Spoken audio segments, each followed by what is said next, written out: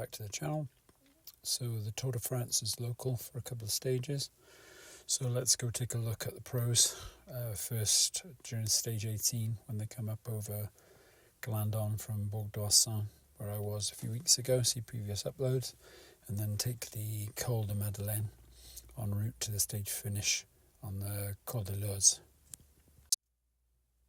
I'm going to be taking the R category climb from the other side and attempt to tackle a climb I've done before from the perspective of the 25 kilometre climb, which averages 6.2% gradient as it ascends a total of 1,574 to the summit.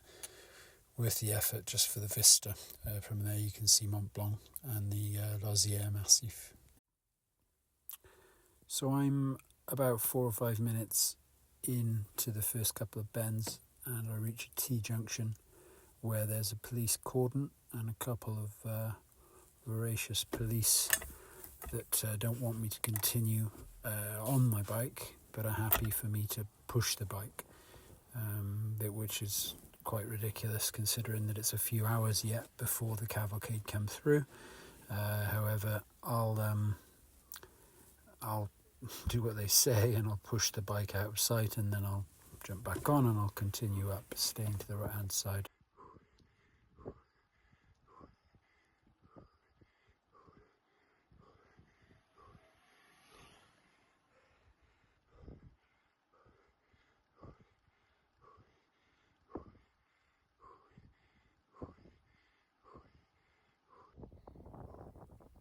Over the previous years that I've cycled up to spectate at stages of the Tour de France and the Giro, I've never been asked to dismount when there's hours before the support cars, police and the riders come through.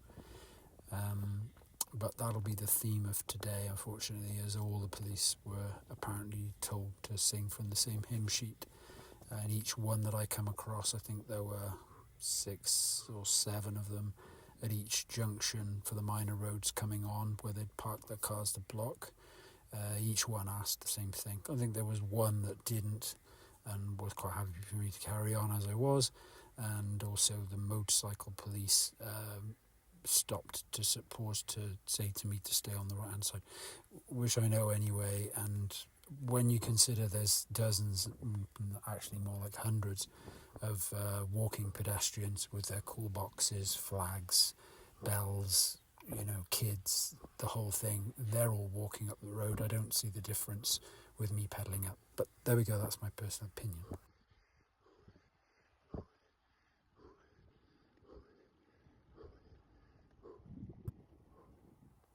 This climb is, as I said, I've done it before, it's one of my favourites. It's long, it's fairly arduous, but the parkour is good. It's got lots of switchbacks, there's bits in the trees, there's views that you can see along the way, and the climb itself is broken up by a couple of little villages, all of which keep you occupied whilst you keep a steady tempo, enjoy the views where you can see them, and just make general progress.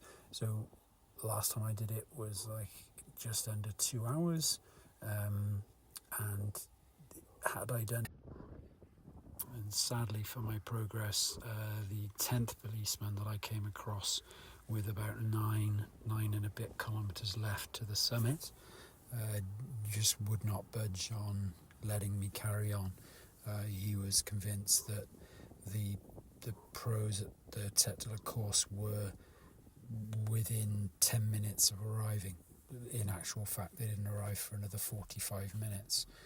So anyway, whatever. It would have been ample time for me to get up there, but that was going to be my position for spectating for the day, which is a sad shame, because I later saw on the TNT coverage that the crowds at the top of the Madeleine were really good, and I would have much preferred to be with all of them, raising amok when the guys came through. Such is life.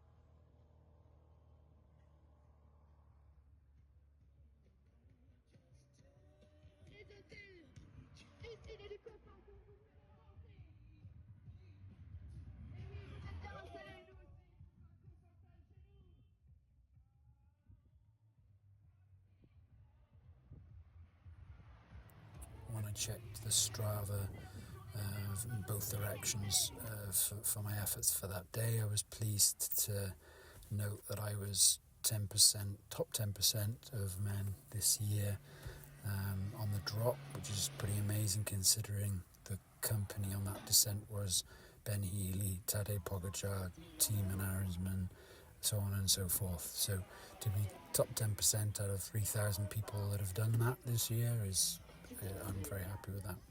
And also pleased that despite having been stopped 6 or 7 times and had to negotiate with the authorities, walk for up to 100 metres, I was also filming parts of my progress on the climb on my iPhone, because my GoPro I never found when I lost it on the High Trail Van the other week.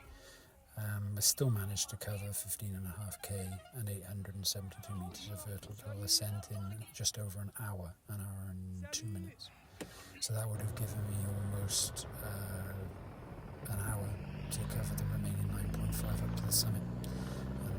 That would easily have bested my previous time of 1 hour 59 for the whole 25k climb.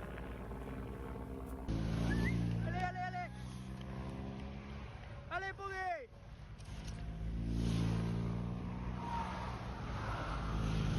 Always the best part for me of spectating on the climb is you get to go down, drop down at massive speeds on closed roads with only the remaining support cars with you, and the odd pedestrian walks in the middle of the road, which can be a bit dicey, but generally speaking, where else do you get to use both sides of the road on a road you know there'll be no oncoming traffic? Just superb.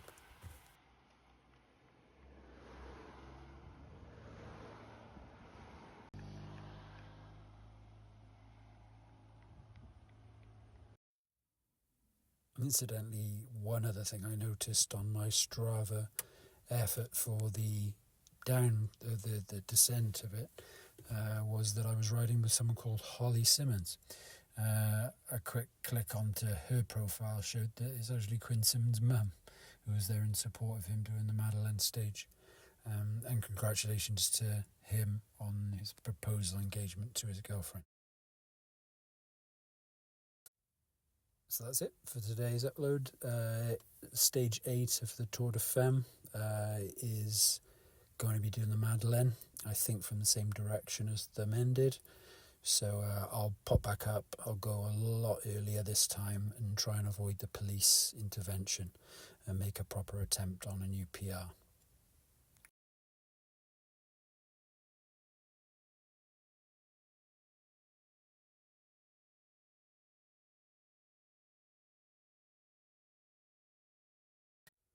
Once again, thanks for watching if you have, and please come again, like and subscribe.